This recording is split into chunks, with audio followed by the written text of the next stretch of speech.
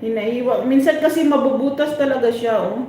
Tapos takpan ko lang siya ng mga kinuha ko ulit. Ibabalik ko para matakpan siya. Paglagay ko ng karni, matabunan lang siya. Hindi siya maiwasan na mabibiyak talaga dyan siya. Ano, sisibet, mag-ano lang ako ng karni na wala siyang sibuyas, baharat lang yung ilalagay namin dito. Yung special, flavor sa, para siyang 7 spices, pero yung 7 spices is totally, maraming yun siya. Yung baharat kasi, parang meron na siyang bay leaves, meron siyang cinnamon stick, yun parang na mix na siya. Yun lang ilagay ko, wala na siyang sibuyas.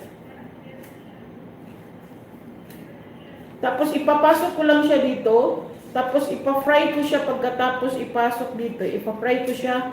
Parang lulutuin ko siya ng mantika. Yung papulayin, ayan, nalusot na. Papulayin ko lang siya tapos i-boil ko siya ng 15 minutes. Pagkatapos ko i-boil lahat na prito ko, ilalagay ko na siya sa yung yogurt na magawa ko ng yogurt na 2 tablespoon na cornstarch. Tapos isang sour na yogurt. Sour siya na yogurt. Hindi siya yung normal. Tapos, mayroon siyang isang itlog, asin. Pakuluan ko lang siya todo sa apoy hanggang kumulo siya. Kasi pag kumulo siya parang sticky siya konti. Tapos ito na, ilalagay ko na ito siya kanya. Tapos white rice. Gusto nila white rice. Minsan magawa ako may bigas siya sa loob. Pero sauce lang siya, red sauce. Wala siyang yogurt. Karni at saka bigas yung laman niya dito. Paglagay ko sa laman, hindi ko siya pupuniin yung may bigas at saka karni. Dito lang siya taman-taman. Kasi yung pag naluto na siya, di ba yung bigas, bubukad pa siya. So, dito siya. Mapupuno lang din siya. Oo. Pina-fry ko pa ito, sisibrade, pag natapos ko siyang ilagay yung karni. Tapos pakuluan lang siya ng 15 minutes. Yung sabaw niya, hindi mo siya itatapon kung may sticky yung ginawa kong yogurt. Yun.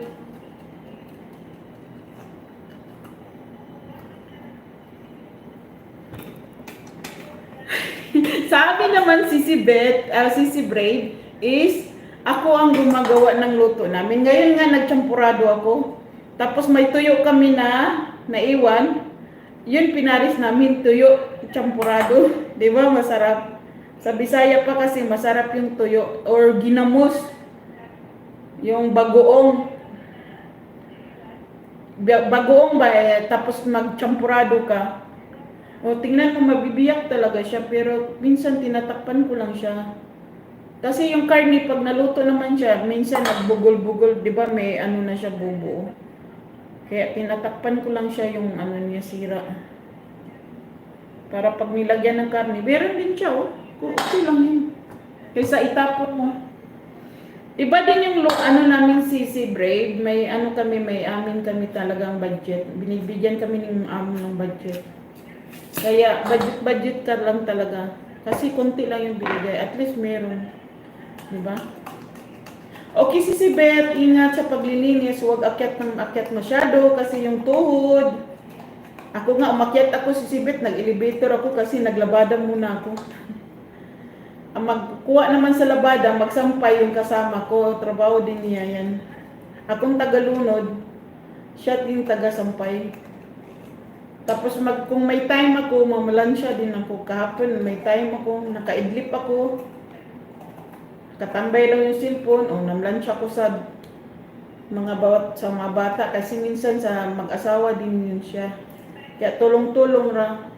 Pag di kami busy, siya na mamlansya lahat. I-plansya lang niya lahat. Ayan, oh. Meron talaga siyang mabiyak, pero okay lang. Food allowance, sisi, meron kami. Kunti lang naman, maliit lang yung binigay niya mo, pero kinuwaan ko rin yung mga shampoo namin, mga lotion, kinuwaan ko ng 50 real.